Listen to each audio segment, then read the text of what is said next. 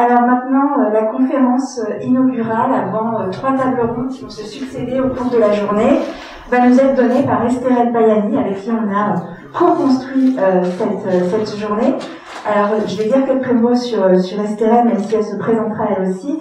Donc, Estherelle Payani, elle est autrice, critique culinaire, elle a commencé sa carrière à la rédaction de Elle. Aujourd'hui, elle travaille principalement pour Télérama, mais pas que, également pour Elle à table.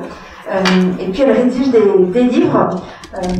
Et c'est comme ça que j'ai connu Estherelle, parce qu'un jour, elle m'a envoyé ce livre qui s'appelle La cuisine des Borest. Et on parlait tout à l'heure d'éthique, de durabilité et d'égalité. En fait, ce livre fait un peu tout ça, puisque c'est des femmes chefs qui sont mises en avant sur la cuisine des restes du quotidien pour essayer d'avoir une cuisine plus durable. Et donc, on a échangé avec ce livre, puis après on a fait une interview ensemble qui n'est jamais sortie, et on s'est enfin rencontrés. Et puis, il y a eu un travail formidable d'Estherelle Payani en lien avec Vérane Frégani. On en parlera cet après-midi de Vérane qui a pas Vérane. Ah, voilà. Donc, Vérane qui a fait un magnifique documentaire à la recherche des femmes chefs, qui a fait un ouvrage dont je parlais cet après-midi, Elle cuisine. Et puis, il y a eu ce livre ensuite, de se dire, en fait, les femmes chefs, elles existent. C'est ce que je disais, c'est pas parce qu'on ne montre pas qu'elles n'existent pas, elles existent bien. Et donc, Estherelle et Vérane ont fait ce livre chez Nourriture Fus, Chef, Feu, 500 femmes qui font la différence à la cuisine de France. Et donc, elles ont commencé à recenser, et en fait, il y en a encore plein d'autres, peut-être un peu dans l'édition 2, je ne sais pas. Et donc, c'est comme ça, et Estherelle agit en fait au quotidien dans son travail sur les questions d'égalité. Donc c'est pour moi un très grand honneur de t'accueillir aujourd'hui ici. Je sais que c'est un exercice pour lequel tu n'es pas rompu. Donc je te remercie vraiment d'avoir joué le jeu. Et je vais mettre ton PowerPoint. Oui. Déjà, merci. C'est bon, je branchais tout le monde. Bon, ça va être c'est la saison des remerciements, on commence toujours, mais en effet, quand Clémentine, quand j'ai fait la connaissance de Clémentine et qu'elle m'a proposé d'intervenir, j'ai été extrêmement touchée et honorée. Et puis, franchement, j'ai été extrêmement admirative du travail qui est fait avec les étudiants, puisque, vu mon âge, je n'ai pas cette population encore à la maison. Et en même temps, c'est une génération où c'est hyper important d'éduquer sur ces sujets-là. Et j'ai pu voir au quotidien le suivi qui a été apporté sur ce dossier. Et on a une sacrée belle équipe de communicants engagés et responsables qui va être à l'œuvre grâce au travail qui est fait à l'université de Bourgogne. Donc vraiment, ça a été une sacrée occasion. Alors, comme le disait Clémentine, moi, j'ai pas du tout l'habitude de présenter ce genre de conférence, parce que d'habitude, c'est moi qui interviewe les gens. Et en plus, quand même, oui, moi je vois rien en fait, c'est ça. Clémentine me met mes slides avec une police de 14 devant moi, je ne vois rien. Puis en plus, elle a tout dit sur ce que je faisais déjà. Donc, bon, allez, je vais m'asseoir. Je vais essayer de pas trop vous assommer quand même, vu l'heure matinale, vous n'avez pas forcément... Il y aura un temps pour des questions-réponses à la fin, surtout. Si vous pouvez, après il y a 3 parties, donc si jamais vous avez besoin d'une intervention à chaud à la fin d'une partie, surtout n'hésitez pas. Alors comme le disait Clémentine au début, moi j'ai choisi de mettre les femmes à l'honneur dans tout ce que j'ai fait en tant que journaliste, puisque j'ai commencé à 30 ans, j'ai eu une autre vie avant, mais j'ai jamais eu l'occasion d'expliciter ce qui m'avait amené à faire cela finalement. Et un peu, ça a été l'itinéraire d'une déconstruction féministe de tout ce que j'ai vu passer dans la gastronomie. Alors, en gros, moi, j'ai 3 activités. Je suis critique, je suis autrice et je suis journaliste. Donc, quand je suis critique culinaire, je passe ma vie au restaurant, je mange, j'observe, et puis je vais conseiller, donc réfléchir à quel public on va dire d'aller à tel ou tel restaurant.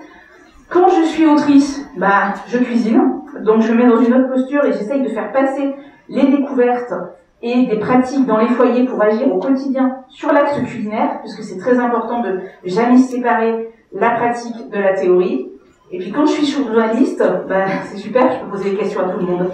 Donc plus on peut interroger le monde, justement, plus ça amène à se poser des questions et ça complique sérieusement parfois notre vision du monde. Alors les femmes chefs, ça fait beaucoup d'années qu'on en parle. Moi, depuis que j'ai commencé ce métier, on me dit tout le temps, ne t'inquiète pas, elles arrivent. Elles arrivent, elles arrivent. D'ailleurs, quand on regarde les chiffres du Michelin, on voit que c'est quand même vraiment extrêmement actif, avec beaucoup d'évolution dans le temps. Alors, je suis très mauvaise en maths, mais j'ai quand même calculé les pourcentages. Donc, 2021, on n'en a jamais eu autant. On a 7 femmes chefs, 3 étoiles au monde. Alors, le Michelin n'est pas présent dans tous les pays du monde, et l'important, c'est de se demander pourquoi j'ai choisi finalement le guide Michelin.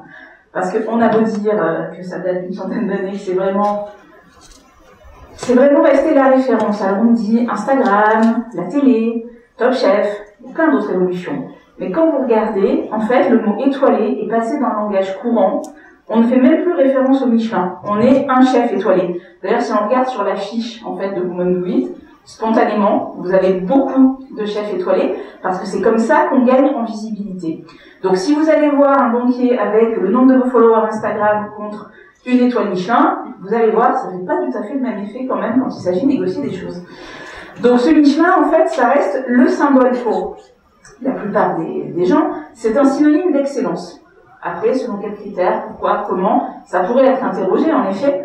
Mais ça reste vraiment la métrique, une des rares métriques qu'on peut avoir par rapport au chef. Donc en 2021, 5% des 3 étoiles sont des femmes. En 2020, on a frôlé en France quand même presque les 10% sur les nouveaux étoilés. Donc, juste, j'ai effectivement, avec le Covid, la période Covid, j'ai choisi de l'exclure parce que c'était quand même pas forcément très représentatif. Et puis en 2017, donc vraiment pour être sur une période plus simple, donc dans le monde, il y avait 4% de femmes, et puis en France, 2,5%. Ce qui est intéressant, c'est de comparer à l'Italie, puisque souvent, on va dire, c'est un pays extrêmement macho, forcément, les femmes en cuisine, il y en a moins. Pas du tout, c'est le pays du monde où il y a le plus de chefs étoilés. Il y a eu Michelin Italie il y a quelques semaines, il y avait des articles dans la presse où elles se plaignaient qu'il n'y ait pas de nouvelles étoilées, alors que c'est elles qui ont le taux le plus élevé, justement. Pourquoi? C'est ce qu'on va essayer de voir. Alors, un petit retour en arrière, Clémentine a déjà évoqué ce livre avec Véran. C'est le jour où j'ai vraiment réalisé que il fallait me pincer, je ne rêvais pas, on avait vraiment un problème avec la place qu'on accordait aux femmes dans la gastronomie, parce que ça faisait 5 ans que je travaillais pour Télérama, j'étais au resto 5 fois par semaine, je passais ma vie à voir des femmes travailler dans les cuisines, je passais ma vie à en interviewer, et j'en voyais toujours aussi peu à la télé ou au Michelin. Je vais donc à la présentation officielle du guide Michelin, et sur scène, il y a 2 nouvelles chefs étoilées. Elles sont sur scène, je descends en salle de presse faire mon texte, et je trouve pas leur nom dans le communiqué de presse. Je me dis, c'est quand même bizarre, j'ai pas la bonne version. Je demande à mon voisin, qui cherche aussi. Et là, je me dis, mais c'est quand même fou, j'ai vécu un moment où il y avait des couples, puis il y avait des étoiles sur scène. Seul l'homme était nommé dans le communiqué de presse du Michelin. C'est-à-dire que quand il y aura un chercheur dans 30 ans qui voudra savoir qu'est-ce qui s'est passé en 2018, quel était le palmarès, ces femmes n'auraient pas existé, n'auraient pas été décomptées, n'existaient pas du tout, elles avaient été gommées. Dieu merci, quelques mois avant, j'avais rencontré Véran Frediani qui a réalisé À la recherche des femmes chefs, dont on parlera cet après-midi, et j'étais pas toute seule à être en colère, elle était encore plus remontée que moi, je crois, et ça fait une association de malfaitrices, où justement on a dit, mais c'est pas possible, le problème des femmes, c'est pas qu'elles ne sont pas là, c'est qu'on ne veut pas les voir, même quand elles sont dans l'espace public. Elles ne sont pas légitimes, elles sont effacées de façon complètement inconsciente, mais elles sont effacées. Il faut faire quelque chose pour ça. D'où le projet de chef, où on a travaillé la nuit pour interviewer des femmes chefs, pour être dans plusieurs départements. On a été aidés par de nombreuses femmes qui travaillaient en région. Chaque chef nous a donné une autre personne, d'autres personnes à interviewer, et c'est ainsi qu'on a porté ce sujet sur la table, et qu'on a pu justement montrer qu'elles étaient là. On voulait qu'il n'y ait plus d'excuses. Quand on fasse un article de presse où il y ait 5 hommes interviewés sur un sujet, bah non, j'ai pas trouvé de chef à interviewer, pourquoi tu m'embêtes? Ah mais regarde, il n'y a qu'à ouvrir et on a fait le travail à ta place de pouvoir aller chercher. C'était ça la démarche. Et en même temps on s'est dit, tiens, toutes ces chefs qu'on interviewait, elles faisaient référence à des chefs assez récents, en général elles prenaient Anne-Sophie Pic pour modèle. Mais on s'est dit, ce problème de la visibilité des femmes, c'est bon, on a fait ce qu'il faut. Alors on a été interviewé que par des femmes, il y a eu juste 2 hommes qui ont fait des articles sur nous. Ça nous a beaucoup posé question, en disant comment on fait pour réussir à inclure plus les hommes, comment on peut faire. Et puis quand même, à force de plonger dans l'iconographie, il y avait des chefs d'un certain âge qui nous ont donné des pistes. Moi, je me suis demandé si cet effacement, s'il avait eu lieu en 2018, comment c'était il y a 10 ans? Et puis, comment c'était quand j'étais petite fille, que je lisais la presse féminine aussi? Ça, je m'en suis souvenue. Et puis, même quand on se promène sur l'Instagram de certaines, là, c'était il y a quelques semaines, c'était en novembre, Stéphanie Lequelec qui a posé cette une qui datait d'il y a 10 ans, du Parisien Magazine. Donc, vous observez les chefs très glamourisés, vous reconnaissez Guylaine Arabian, Anne-Sophie Pic, Stéphanie Lequelec et Amandine Chéniaud, qui à l'époque était à Masterchef. En cuisine, elles s'imposent face aux hommes. Elles font pas la même chose, elles doivent s'imposer. Ah, c'est bien, ça arrive. Et puis, ah, zut. Ça, c'est dommage. Alors, il n'y a rien de porno, hein. C'est pas pour ça qu'elle est floutée. Ce n'est pas une pub pour la coquetterie, alors qu'il va l'avoir en PDF. Alors, c'est dommage parce que c'est une archive, j'étais contente de la trouver.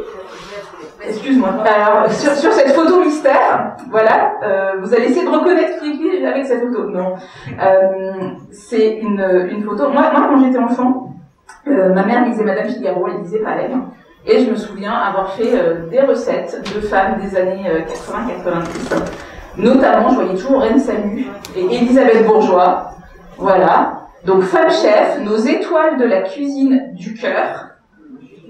Vous noterez, voilà, c'est bien, j'ai noté les réactions dans la salle, vous avez bien vu ce qu'il y avait à souligner. Alors, vous pouvez reconnaître, Lydia Egloff, qui avait une étoile, et Hélène Rose. Vous avez aussi devant Elisabeth Bourgeois, dont je vous ai parlé, Marie Naël, qui est tout à droite, qui avait un excellent restaurant de gibier dans le 14e, qui est formatrice après.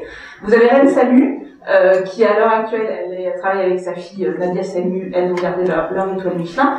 Bref, il y en a plein, et effectivement, le texte qui n'est pas très lisible là, dit bien que elles sont pas étoilées, mais c'est pas grave, on les aime quand même. C'est Léo Fourneau qui avait écrit l'article de cette époque. Moi, ça correspond à mon adolescence. Donc, je ne suis pas allée en école de cuisine, parce que je faisais du latin et j'étais bonne élève, comme tu l'as dit, la Clémentine. Mais parce qu'aussi, on m'avait dit, c'est pas du tout l'endroit où on pouvait avoir des femmes en cuisine. Alors, je me disais, c'est vrai, il y en a tellement peu. Et puis, quand même, je suis une collectionneuse, j'ai beaucoup de livres et de magazines. Donc là, on est en 95, et je me dis, mais comment c'était encore avant? Bon, avant, il fallait aussi avoir le brushing, donc ça, c'était les nouvelles femmes à table. Dans ce dossier, il y a une ou deux femmes chefs dans des postures. C'était trop mauvaise qualité pour que je vous le montre, mais vous voyez, en 1980, quand même, il fallait pas pousser, quoi. Il y a même pas 40 ans, quoi, seulement. La cuisine, ça date pas d'autant temps que ça. On peut même aller jusqu'en 1976, où en fait, des femmes en cuisine, c'était pas ça qui manquait, la preuve. Alors là, vous pouvez vous amuser à en reconnaître quelques-unes aussi, hein, pour les collectionneurs. Vous avez Georgette Descales, vous avez Christine Masia. C'est important de Bastia, c'est important de dire les noms parce que ces noms-là, je sais pas si vous les connaissez. Si je vous dis Georgette Descales, Christine Masia, Fernande Allard, Maddy Trama, Christiane Conticini, la mère de Philippe Conticini. Est-ce que vous avez déjà lu une interview de Philippe Conticini où il rappelle que sa mère était chef? Non. Voilà. Donc, moi, ça m'a frappé quand j'ai lu le nom. Ouais, ça finit par censure.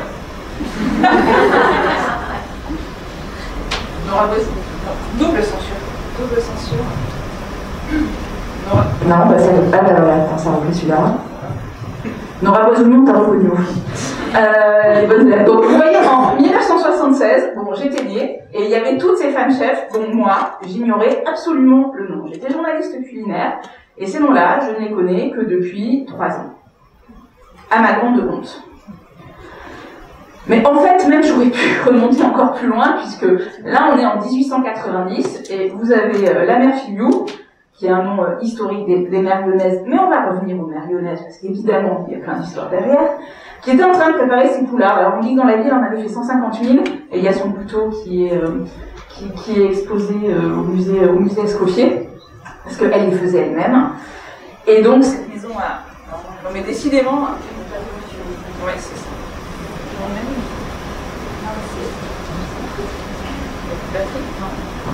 Ah.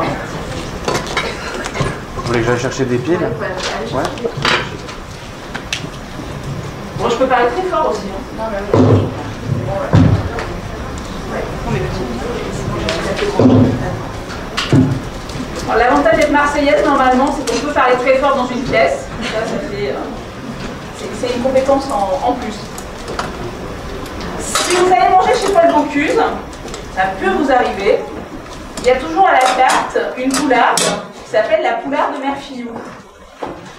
C'est souvent là. C'est souvent là que les gens découvrent le nom de la Mère Fillou, en fait, en demandant qui c'est.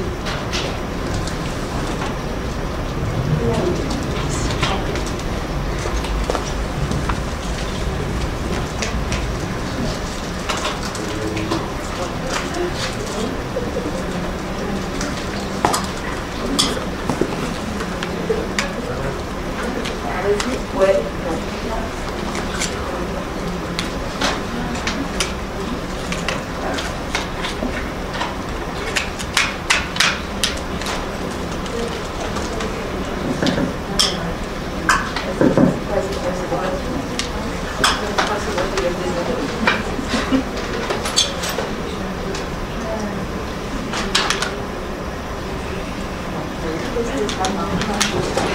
Je peux continuer sans, hein. Je pense qu'on entend.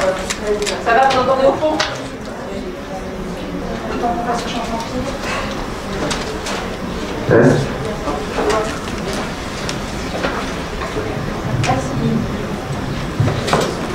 C'est bien, c'est les aléas directs. Ça paraît à la télé.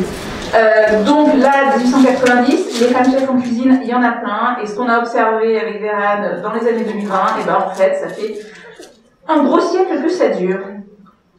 C'est pas tellement étonnant finalement, puisque Hubertine Auclair, qui était une des premières féministes, soulignait déjà en 1881 la chose qui régissait cela. La répugnance des hommes pour les affaires domestiques n'est pas inhérente à leur sexe, elle vient simplement de ce que, dès la naissance, on traite les petits garçons en pacha. Après leur mère, ce sont leurs sœurs qui se font leurs servantes. Est-ce que lorsqu'il s'agit de gagner de l'argent, l'homme ne dispute pas à la femme les blanchissages, les nettoyages dont il charge la femme, quand il s'agit de faire cette besogne pour rien? Vous vous souvenez, les chefs, la cuisine du cœur, toutes les références à ce qu'on fait pour élever les gens. Quand on est chef, on gagne de l'argent. Mais quand on est femme, c'est pas un métier, vu qu'on est né une poêle à la main, et on n'a pas besoin d'apprendre à faire ces choses-là, vu qu'elles sont innées. Si vous n'avez pas besoin d'apprendre quelque chose, on ne va pas vous former pour cela, et on ne va pas forcément vous payer pour cela, et on ne va pas considérer ça comme un métier, à la différence des hommes, donc c'est une vraie profession quand même. Chose qui est bien prouvée par notre ami Phileas Gilbert. Alors vous allez le retrouver évidemment dans la revue qui vous a été distribuée, c'est notre ami Phileas. Il était cuisinier critique gastronomique, il a rédigé il était rédacteur de la revue L'Art culinaire pendant une bonne dizaine d'années. Et en 1883, c'était quelqu'un qui était formellement, farouchement opposé à la présence de femmes en cuisine. On sait déjà qu'à l'époque d'Antonin Carême, il y avait des femmes dans les cuisines d'Antonin Carême. Donc là, on est quand même en 1883. Certains ont dit que la cuisine était l'apanage de la femme, je l'accorde dans une certaine mesure. Comme il y a fagot et fagot, il y a cuisine et cuisine. Et nous ne sommes pas à contester aux ménagères le pot-au-feu et le ragoût de mouton traditionnel. Le mot traditionnel donne une importance fondamentale dans la cuisine qu'on attache aux femmes. Que la majeure partie des cuisinières s'en tiennent là et ne prétendent pas s'immiscer dans nos travaux, d'abord trop fatigants pour leur complexion de femme. Alors la pénibilité est effectivement, à l'époque, les cuisiniers mouraient à 35 ans dans les vapeurs de charbon. Vous voyez l'imaginaire de la bête humaine, de Zola. C'est la même chose en termes de charbon, de feu, de chaleur. Il y a effectivement un degré de pénibilité extrêmement élevé. Mais en même temps, les blanchisseuses étaient soumises à des conditions extrêmes. Elles portaient des paniers extrêmement lourds, dans des fumées et des vapeurs très toxiques, dans les tanneries, dans plein d'industries alimentaires. Bizarrement, ça ne posait pas problème. L'alcool aussi était très impliqué dans les mauvaises conditions de travail des cuisiniers. Les cuisiniers, à l'époque, on les appelait les graisseux, pour une bonne raison. Donc, fini l'aparté sur les travaux fatigants pour notre complexion, beaucoup trop étendus pour leur faible connaissance Puisqu'on est né en sachant, on n'a pas besoin d'apprendre. Donc, puisqu'on ne sait pas, on n'est pas compétente. Et donc, elles ne peuvent rendre quoi qu'elles fassent qu'une très imparfaite, même une très mauvaise imitation.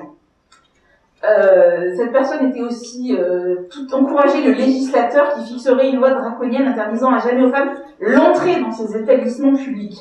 Alors, il parlait pas tellement des clientes quand même, il n'était pas complètement suicidaire, hein, il voulait bien qu'elles payent, mais par pitié, et qu'elles laissent les choses sérieuses aux gens vraiment sérieux. On est d'accord, c'est complètement une vision du 19e siècle qu'on ne pourrait jamais imaginer à l'heure actuelle. Vous avez reconnu Paul Bocuse? D'ailleurs, je ne suis pas très habillée. Je suis assez...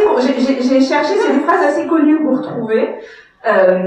Mais la première, je l'ai dénichée dans une interview de la vie catholique, dans les archives de Télérama.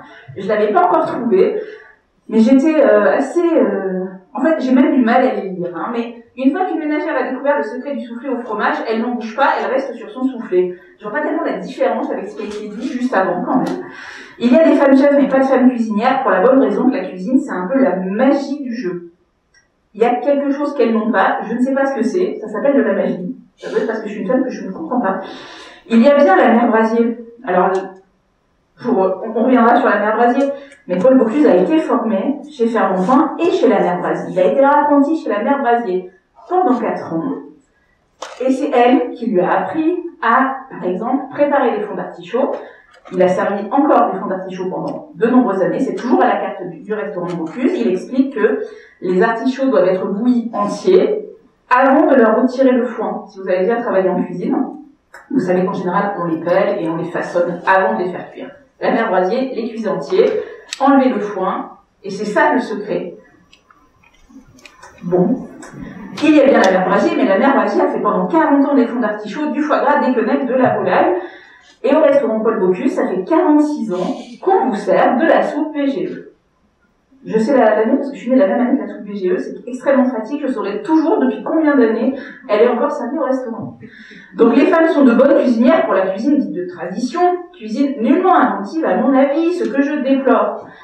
Alors vous mesurez même le paradoxe de Paul Bocuse qui disait dans les années 70, moi, il a été vu comme le pape de la nouvelle cuisine.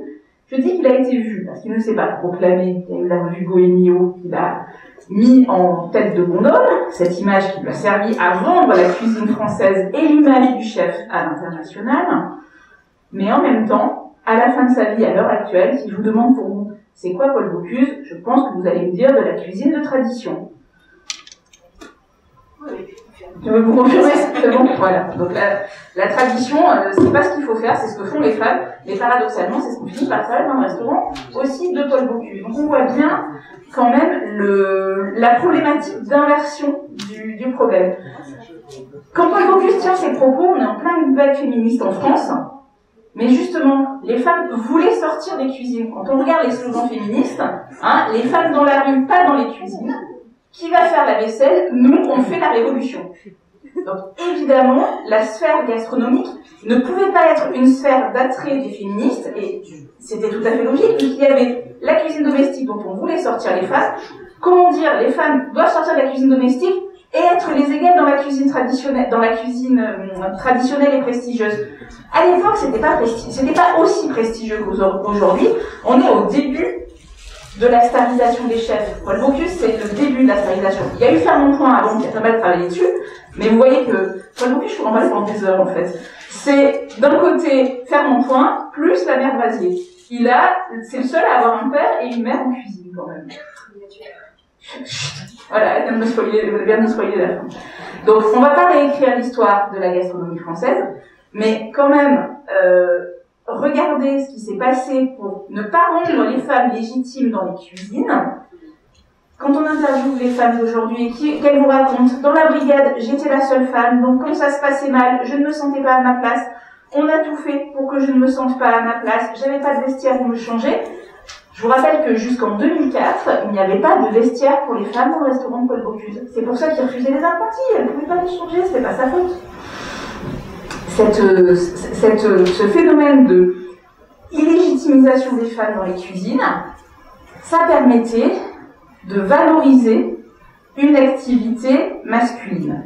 La cuisine domestique, c'est celle des femmes, elle est gratuite. La cuisine des hommes, pour laquelle vous êtes prêts à payer cher, c'est parce que c'est des hommes qui la font que vous pouvez la payer cher. Donc forcément, quand on regarde l'histoire de la cuisine française, qu'on arrive à Paul Bocuse vous parle de la mère Brasier, vous dites, mais qui est la mère Brasier, évidemment. Et puis quand même, en fait, on se dit, mais la mère Brasier, c'est la seule finalement que tout le monde connaît. En fait, en 1933, donc c'est le système des 3 étoiles du Michelin date de 31. Et la grosse promotion de chef étoilé date de 33. C'est un peu la date vraiment du début de l'histoire de la gastronomie du XXe que vous avez tous, dans lequel on baigne inconsciemment. Donc la première, c'était Marie-Clémentine Bourgeois, qu'on appelle la mère Bourgeois. Vous remarquerez que les mères voient leur prénom disparaître. Hein, je vous aurais dit la mère Bourgeois, peut-être ça aurait évoqué quelque chose. Marie-Clémentine Bourgeois, donc elle est morte en 37, 2 ans après avoir eu ses 3 étoiles, il n'y a pas de lien. Elle était quand même née en 1870. Eugénie Brasier, la plus connue d'entre toutes, 1895-1977. La mère Blanc, dans la même édition, elle n'y est pas, elle a eu 2 étoiles. Donc là, vous avez les 2 premières. Et tout au bout, il y a Marguerite Bise, qui a eu 3 étoiles en 1951. Marguerite Bise, dans l'édition de 1931, elle a déjà 1 étoile, avec son mari Marius, pour l'auberge du Père Bise. À l'heure actuelle, c'est Jean Sulpice qui y est. En fait, historiquement, la première étoilée, c'est Marguerite Bise, celle qui est toute à droite, qui, à la fin, qui cuisinait avec son fils François, qui est à droite de la photo. Et est-ce que vous avez une idée? Donc là, on a 2 en 33, 1 en 51. Est-ce que vous avez une idée de combien de temps on a dû attendre pour avoir une autre 3 étoiles? 2007. Alors, je n'ai pas précisé où. Ah, c'est Leominster au Luxembourg. Non, pas tout à fait. Alors, bravo Vérène, bravo Déborah. En fait, alors, en général, on dit A, mais c'est Anne-Sophie Pic en 2007. Oui, en France. Mais si je me place dans une perspective mondiale. C'est Nadia Santini. Alors, Nadia Santini, c'était après. Bravo, en Italie. Il y a toujours l'italienne oubliée, c'est Annie Féold. En plus, vous avez écrit dessus dans le magazine.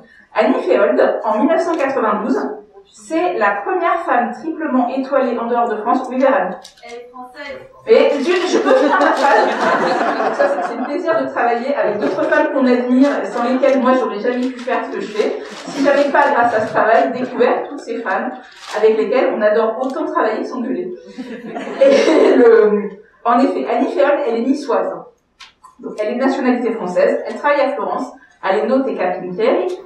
Et elle n'a jamais pris la nationalité italienne. Et en 92, elle est la première femme à avoir 3 étoiles en dehors de France, et la première depuis 41 ans. Et elle est à peu près complètement oubliée. Voilà.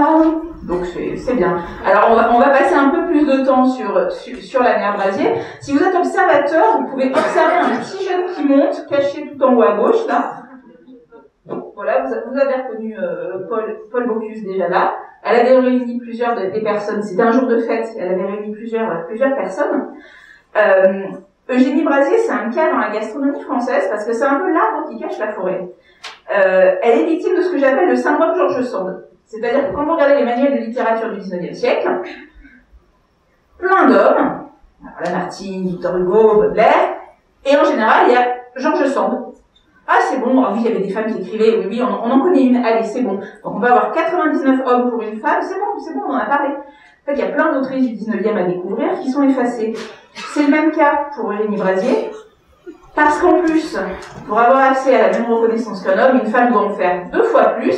Ça tombe bien en 1933. C'est pas 3 étoiles qu'elle a eu, c'est 6 étoiles. Parce qu'elle a eu 3 étoiles pour son restaurant de la rue Royale à Lyon, mais comme elle était un peu fatiguée et que son médecin lui avait recommandé de prendre l'air, elle avait aussi un restaurant au col de la Luère, où il fallait aller en vélo, c'est tout ce que raconte Paul Bocuse dans ses mémoires, où les gens venaient la voir pour cuisiner le week-end. Donc elle a eu simultanément 2 fois 3 étoiles. Et puis là encore, on a attendu quelques années avant que quelqu'un d'autre fasse ça.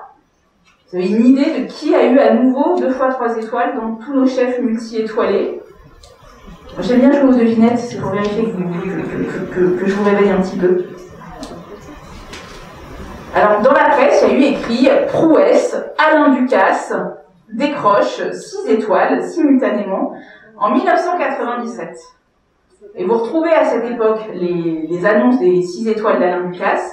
Dans les 3/4 des articles, la mer Brasier n'est pas citée, est totalement oubliée. En 97, il y avait très peu de restaurateurs, de chefs et de journalistes qui connaissaient le nom de la mer Brasier. Si on en a fait une icône des cuisines, c'est pas pour rien. C'est que comme ça, on la met devant sur la photo, on dit c'est bon, c'est coché, et on peut continuer à faire de la grande gastronomie, puisque elle, c'était un cas exceptionnel. C'est le syndrome de la femme exceptionnelle. Bon, l'histoire de la mer Brasier, il y a eu on n'a aucune interview d'elle, on ne connaît pas sa voix, on n'a pas d'interview, on a juste un livre. Après, il y a sa petite fille, Jacqueline Brasier, que vous voyez à la recherche des femmes chefs qui en fait la mémoire de la chef. Mais il y a encore beaucoup de choses à découvrir, je pense, sur la mer Brasier. Puis la mer Brasier, c'était là, bon, elle était à Lyon, et puis il paraît qu'il y avait plein de mers lyonnaises, mais c'était un épiphénomène, quoi. C'était une petite cuisine régionale. Ça, c'est ce qu'on lit le plus fréquemment. À part que quand on cherche les mers, ben on n'en trouve pas une, on n'en trouve pas 10, on en trouve très rapidement plus d'une centaine, quand on s'amuse à les lister. À l'âge d'or de l'entre-deux-guerres, et la définition de la mer, c'est des femmes tenant un restaurant. Voilà ce que vous allez trouver dans les encyclopédies, dans les dictionnaires. Femmes tenant un restaurant. Dans certaines régions, c'est devenu un genre à part. Quel genre, je ne sais pas. Mais en tout cas, une femme qui tient un restaurant, je pense qu'on peut dire que c'est un chef. Donc à Lyon, vous avez la mère Guy, qui était la première au XVIIIe siècle. Vous avez la mère Isolon, la mère Guité, la mère Filou.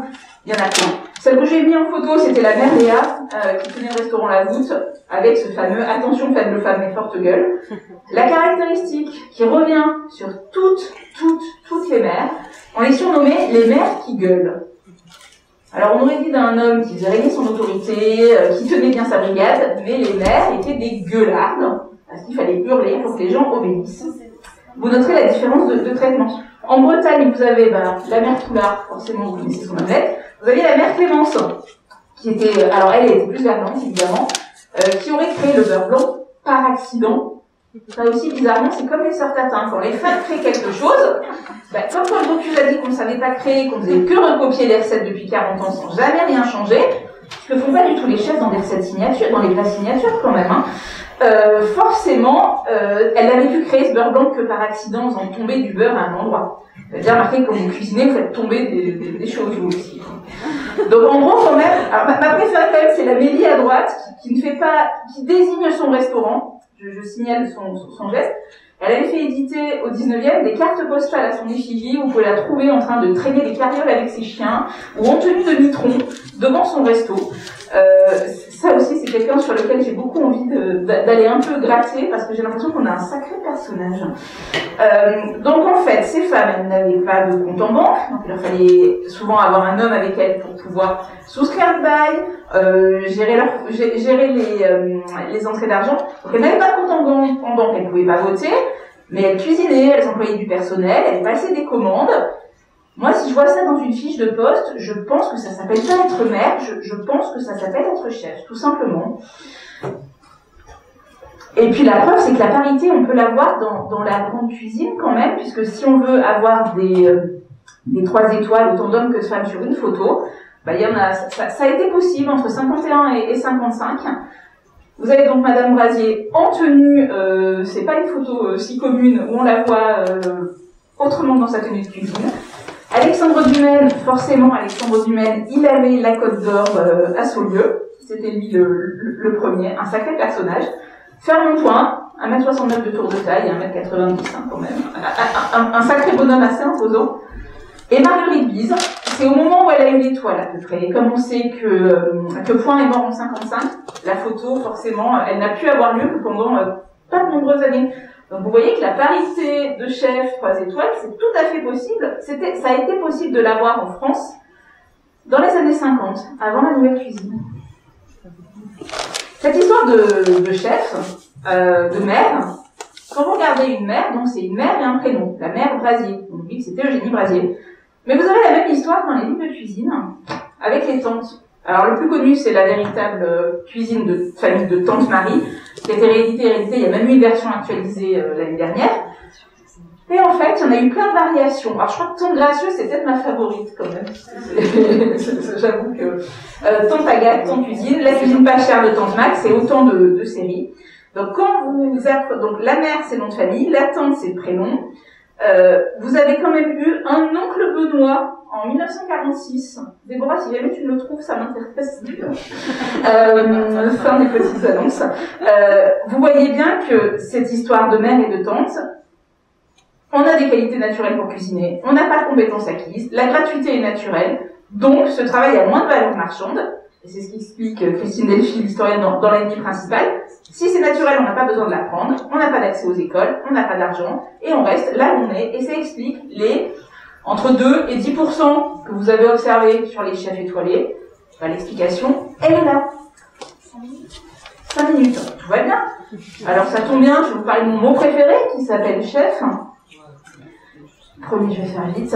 Alors, cette phrase-là, c'est la phrase qu'on a le plus entendue avec Vérane quand on a interviewé les chefs.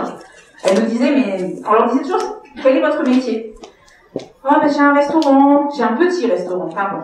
Oh, je bricole des trucs. Alors qu'elle faisait tout en local, bio, hyper bien sourcé, et c'était minimisé. Et donc, je suis cuisinière. Alors, voilà, ça c'est un petit clin d'œil au lycée de mon fils, hein, Jules Ferry. Quand vous entrez, vous avez français, latin, mathématiques et art domestique. Donc en disant qu'elle-même faisait la cuisine. Et puis, il m'est revenu une interview, une des premières interviews que j'ai faites en 2007. J'ai interviewé Fabrice Desvignes. C'était un cuisinier qui travaillait au Sénat. Il a eu le Bocuse d'Or. Et j'ai repris mes notes. Fabrice Desvignes me disait... je lui dis, qu'est-ce que faisaient vos parents, hein, question habituelle. Oh, ma mère était cuisinière. Moi, dans ma tête, je me dis, ma mère était cuisinière, j'ai vu une dame à la cantine, hein, avec une grande bouche, qui servait à manger à des enfants.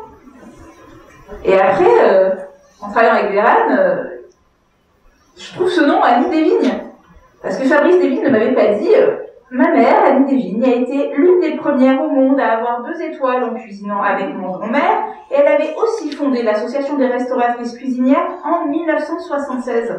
Je pense que si cet homme m'avait dit ce qu'était sa mère dans l'histoire gastronomique française, j'aurais certainement gagné 10 ans de réflexion à me dire, elles sont où? Comment on peut les valoriser?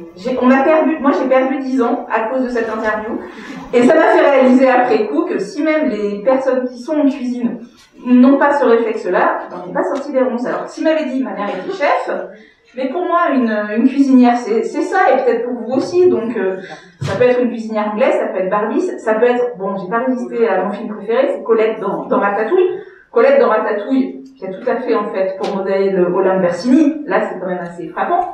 Au XVIIIe siècle, hein, une cuisinière, c'était à consommer sur place, peut-être à emporter, parce qu'il faisait très chaud près du feu, comme vous le savez, et donc elles étaient souvent, les cuisinières, peintes, dépoitraillées, assez soupçonnées, elles sont soupçonnées souvent de luxure, quand on voit les textes du 19e, puisqu'elles font des métiers de bouche, des métiers corporels. Donc il faut en profiter. Les représentations des cuisinières au 18e, s'il y a des iconographes ou des passionnés de sémiologie de l'image dans la salle, il y a de quoi faire, vous allez bien rigoler. Alors une cuisinière, c'est tout ça, mais une cuisinière, c'est aussi ça, quand vous cuisiniez tous les jours, hein, quand vous préparez un civet de lapin, vous mettez vos coturnes, alors qu'un cuisinier, il peut être bedonnant, il peut avoir une certaine stature, ça c'est les croquis préparatoires de Gusto pour Ratatouille, alors qu'en plus, maintenant une cuisinière, en plus il faut qu'elle soit belle à prêter. Alors on retrouve sur les mères cuisinières, on retrouve la même chose, on va demander aux mères cuisinières d'être rondes et accueillantes, on va leur demander ça, alors que maintenant on demande aux femmes, quand on a vu l'image des top chefs très maquillés, très coiffés, très apprêtés, vous voyez bien le double standard qui s'applique. Et puis donc, puisqu'elles étaient cuisinières, alors les pas chefs, on retrouve ça dans les ouvrages, les meilleures cuisinières de France. Il y a aussi le mot dame qui revient énormément, les grandes dames de la cuisine, les dames d'Escoffier. Les dames d'Escoffier, c'est une asso américaine qui a été créée en réaction aux amis d'Escoffier où il n'y avait que des hommes. Et elle s'appelle les dames. Donc souvent, quand vous avez des dames, vous pouvez vous demander si en fait ce ne sont pas des chefs. Et ça tombe bien parce qu'en fait le mot chef, en fait on le retrouve beaucoup plus de façon beaucoup plus ancienne que ce que moi je croyais. On retrouve dès 1859 chez Théophile Gautier quand même. Alors en plus il parle de chef des bandits, il raconte l'histoire il résume l'histoire d'une pièce qui vient de sortir, et c'est pour ça qu'il emploie l'expression chef des bandits, sans guillemets en plus. En Suisse et au Canada, on voit que le mot prend sérieusement dans les années 2000. Et puis alors ça c'est le book and run, ça permet de choisir la langue, enfin c'est un corpus de très nombreux ouvrages qui permet de voir le moment où on voit apparaître un mot massivement. Vous voyez très bien en 1980, le gars des années 90, il correspond à chef d'entreprise, celui-là en fait, qu'on voit un peu plus, chef d'orchestre, à nouveau, et puis regardez la montée finale sur le mot chef. Et tu peux passer à la suivante. Justement, le mot chef, alors Anne-Sophie Pic l'utilisait à l'oral parce qu'elle a ouvert un restaurant en Suisse. Elle l'a entendu dans des articles. On l'a écrit à son propos, ça lui a plu. Et ils se sont mis à l'utiliser dans sa communication en 2018. Ça a été la première chef à le faire, en fait, en France. En 2017, le Michelin, d'ailleurs, utilisait l'expression femme chef et ne se met à écrire chef dans ses notices qu'en 2020. Je prends mes désirs pour des réalités, en fait. Pourtant, ce mot-là, finalement, dès 1921, regardez, on va finir par ça, la première fois qu'on emploie chef pour chef de cuisine, c'est au moment de l'anniversaire le centenaire de Brillat-Savarin, dans la revue La Française, qui est une des premières revues féministes, qui parle de la gloire française. Nous sommes toujours le pays supérieur à tous en l'art de manger et de boire. Voilà, 1921, c'est bon, ça a passé les 100 ans. Ah, elle a spoilé la fin. Il n'y a que des hommes dans cette affaire. Je vous défie de trouver un nom féminin parmi les cuisiniers célèbres dont on ressasse les mérites ou qui chantent leurs propres louanges. Vous me direz qu'il n'y a rien d'étonnant, les hommes ayant toujours accaparé les sommets où il est permis de s'illustrer et reléguer les femmes dans les dessous noirs. Il n'y eut que des chefs et pas de chefs dans les grandes cuisines. Donc ce mot si révolutionnaire, on disait qu'il était dangereux d'utiliser, il était là depuis déjà 100 ans. Alors, pour le petit clin d'œil final, puisque je me dépêche, ça, cette photo extrêmement sérieuse, c'est une photo de 1928. C'est le premier congrès de la World Association of Chef Societies. Donc c'est le congrès de toutes les associations de chefs qui a été fondé par Escoffier. Alors, qui reconnaît où est Escoffier sur la photo? Non, ça c'est une blague. C'était le premier président. Donc quand même, il y a quelques femmes sur la photo. Alors, j'en ai compté 5. En fait, il y en a 2. Et puis, j'en ai trouvé, il y en a une autre. J'en ai compté 3, en fait. Voilà. Ah, il y en a déjà qui essayent de reconnaître. Vous avez des informations, Cécile? 5, hein, voilà. J'ai dit entre 3 et 5. Bon, mais c'est normal, hein, on est en 1923. Bon, là, écoutez, quand même, vous poussez, il y a 130 invités, il y a 23 femmes. Vous voyez que la proportion... Alors, pour moi, le plus important que j'aimerais qu'on puisse tous mettre en action, c'est qu'est-ce qu'on peut faire, nous, au quotidien, pour faire évoluer les représentations, parce qu'on a tous un rôle à jouer. Il ne s'agit pas que des médias. Si ça s'appelait visibilisation et pas médiatisation cette journée, c'est pour une bonne raison. C'est qu'il n'y a pas que les médias qui ont à bosser. On a tous quelque chose à faire de façon très simple. Alors, la première chose, ça va être d'apprendre à citer correctement les intervenants et les intervenantes, les membres, que ce soit dans les assos, dans les articles, dans les comptes rendus. On met le nom et le prénom des gens. Parce que les chefs, regardez, quand on parle de Ducasse, on dit Monsieur Ducasse. Quand on parle d'Anne-Sophie Pic, on dit Anne-Sophie. Donc ça, prénom et nom, tout de suite on met tout le monde sur un pied d'égalité et on va éviter que les prénoms des gens se perdent. On va réfléchir aux représentations visuelles. Bon, vous l'avez vu sur tout ce qui est affiches, photos, on continue à véhiculer les stéréotypes. Plus on voit tous les métiers de l'alimentaire, et ça marche pour tout ce qui est agricole, viticole, plus on voit qu'ils sont pratiqués par tout le monde, plus tout le monde va se sentir concerné. Il faut aussi considérer que toute le fait de quantifier, désigner, faire en sorte d'équilibrer nos articles, en fait, c'est bien, mais c'est pas suffisant. C'est ce qu'on voit en histoire de l'art, c'est quand on fait une expo sur les peintres, les femmes peintres d'une époque, on les inclut pas pour autant plus dans les collections. Donc c'est quand on fait des prix dédiés, des choses déduées, c'est bien de donner de la visibilité, mais ça ne sert à rien si ça ne s'accompagne pas d'une inclusivité dans toutes les autres problématiques. Et puis, au lieu de considérer uniquement culinairement le haut de la pyramide, l'élite, le Michelin, il y a énormément de cuisine et de pratiques gastronomiques qui attendent qu'on s'y intéresse pour regarder comment ça marche et regarder justement, au lieu uniquement l'excellence, considérer l'impact de ce que les gens font pour l'ensemble de la société. Et la cuisine, justement, c'est un art éphémère. Il n'y a qu'une expérience corporelle, elle est perdue à jamais une fois que vous avez fait votre repas. Qu'est-ce qui va vous rester? Qu'est-ce qui nous reste culinairement? Les livres de recettes, il va nous rester des interviews, toutes ces traces, les photos, les livres de cuisine. L'histoire de l'art, justement, on a accès à l'œuvre première. Les tableaux, ils sont toujours là, les sculptures, on peut toujours les avoir. Personne ne peut dire comment était la cuisine de telle ou telle table, en fait, à tel moment. Donc tout ce qui va nous en rester, ce n'est qu'une production hors culinaire. Et c'est pour ça que ça déforme considérablement la réalité de la cuisine. Donc vraiment, au quotidien, on peut tous rajouter des choses plus... faire en sorte d'ouvrir le regard un peu plus large. Et c'est bon, j'ai plus rien à dire, j'ai tout donné. Je vous remercie de m'avoir écouté. Merci beaucoup.